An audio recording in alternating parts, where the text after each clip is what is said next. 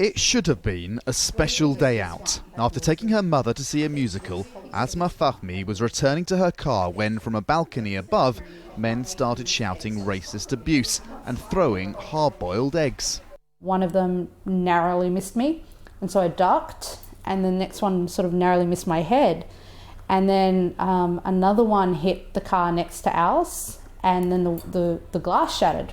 Similar stories are becoming common as Muslims in Australia say they are being abused by people who blame Islam as a faith for attacks carried out in the name of ISIL. One group blames the government for encouraging bigotry. Its rhetoric and so-called anti-terror laws, Hizb ut-Tahrir says, legitimise abuse. The controversial group, one the government has considered banning, held a conference recently where its leaders claimed that a security crackdown was targeting Muslims and that a government de-radicalisation programme was a sham. De-radicalisation has come to mean making Muslims less Islamic. It is nothing more than an agenda of forced assimilation justified by exaggerated fears of a security threat. Speakers lined up to voice their concerns. There are 500 or 600 people here sharing stories of harassment and anti-Muslim prejudice. The message is one of division, that there is an us and then there is a them.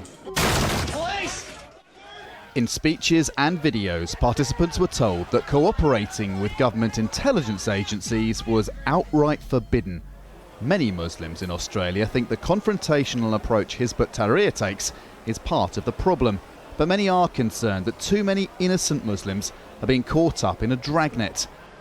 At Melbourne Airport in September, Omar Shandab was stopped from getting on a plane. He says he was going to Saudi Arabia to attend a Hajj pilgrimage, then on to Lebanon to visit his dying grandmother. The government later formally cancelled his passport. People Shandab knew and played sport with had travelled to fight in Syria. Authorities thought Shandab might be heading the same way.